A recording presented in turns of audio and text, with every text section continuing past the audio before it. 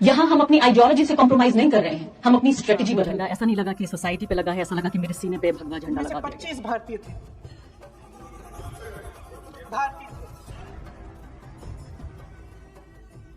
नमस्कार, मैं हिमांशी। स्वागत है आप सभी का द पैम्फलेट में। दोस्तों, आज हम बात करेंगे एक ऐसी शख्सियत की जिसका हिंदुस्तान केवल एक कम्युनिटी का स्पीकर बनकर रह गया है, जिसके हिंदुस्तान में हिंदू विलन है और मुसलमान डरा हुआ।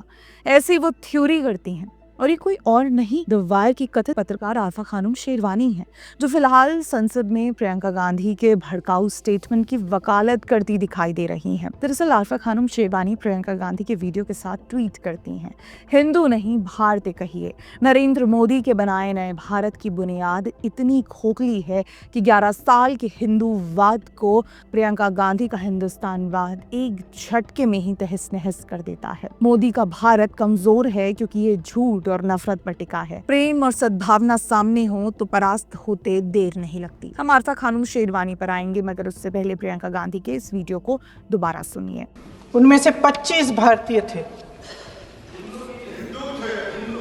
भारतीय थे। आरफा खानम शेरवानी को ये मालूम होना चाहिए कि जो प्रियंका गांधी संसद में हिंदू कहने से कतरा रही थी, वो उसी वक्त संसद के बाहर कैथोलिक ननों पर हमले का मुद्दा उठाते हुए भारत के अल्पसंख्यकों के खिलाफ अत्याचार की बात करने में अधिक इंटरेस्ट दिखाती हैं। मगर पहलगाम की आतंकी हमले में हिंदू पहचान के चलते मारे गए लोगों को हिंदू कहने से डरती हैं। ये दरअसल इनके इकोसिस्टम का दोगलापन है कि जब हमला किसी विशेष समुदाय या धर्म पर होता है तो कसूरवार हिंदू होता है, और जब हमला हिंदू धर्म पर होता है तो चुप्पी साध ली जाती है। और गलती से उस हमले की बात भी कर दें तो इनके लिए पीड़ित हिंदू नहीं केवल भारतीय होता है। आरफा खानम शेरवानी भी वर्षों से यही करती आ रही हैं। आरफा जी कहती हैं कि मोदी का भारत नफरत पर टिका है। अरे आरफा जी, अगर नफरत की बात करनी है तो पहले अपने ट्वीट्स का आईना देख लीजिए। हर दूसरा ट्वीट हिंदुओं को हिंदूवाद का तमगा देकर कोसता है, लेकिन जब बात आपके समुदाय की आती है तो आप रणनीति का जादू चलाती हैं। ये क्या आरफा जी, हिंदुओं से नफरत और अपने समुदाय को स्ट्रैटेजी के नाम पर भड़काना? ये तो वही बात हुई कि हमारा गुस्सा रणनीति, तुम्हारा गुस्सा नफरत। आखिर कौन सी आइडियल सोसाइटी बनाने के लिए भड़काया जा रहा है? आरफा जी ये भी कहती हैं कि प्रियंका गांधी का हिंदुस्तानवाद मोदी के 11 साल के हिंदूवाद को तहस नहस कर देगा। अरे प्रियंका जी तो अभी तक उत्तर प्रदेश में अपनी सीट नहीं बचा पाई और आप हिंदुस्तानवाद की बात कर रही हैं। ये तो वही बात है कि बिना रिहर्सल के स्टेज पर चढ़कर ऑस्कर की स्पीच देने की सोच लो। खैर, वैसे क्या कह रही थी आरफा खानम? मोदी का भारत खोखला है। अगर आज का भारत खोखला है तो पिछले लगभग 7 वर्षों से इतनी रफ्तार से ग्रो कैसे कर रहा है? यही भारत 12 वर्ष पहले दुनिया के फ्रेजाइल इकोनॉमीज में आता था और आज दुनिया की चौथी बड़ी इकोनॉमी है। ऐसी इकोनॉमी वाले देश को खोखला कोई बेवकूफ ही कहेगा। आप उन लोगों का अपमान कर रही हैं जिनके एक एक वोट ने मोदी सरकार को सत्ता में बिठाया ताकि भारत की गंभीर समस्याओं को सुलझाया जा सके, भारत को वैश्विक मंच पर पहचान मिले। और जब ये सब कुछ हो रहा है तो ये भारत खोखला कैसे?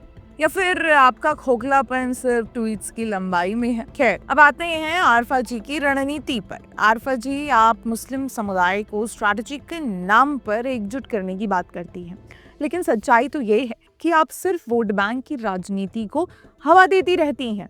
एक तरफ आप हिंदुओं को हिंदूवादी कहकर कोसती हैं, दूसरी तरफ अपने समुदाय को रणनीति के नाम पर भड़काती हैं। अरे, अगर आप इतनी ही सद्भावना की बात करती हैं तो फिर सभी समुदाय के लिए एक जैसी बात क्यों नहीं करती?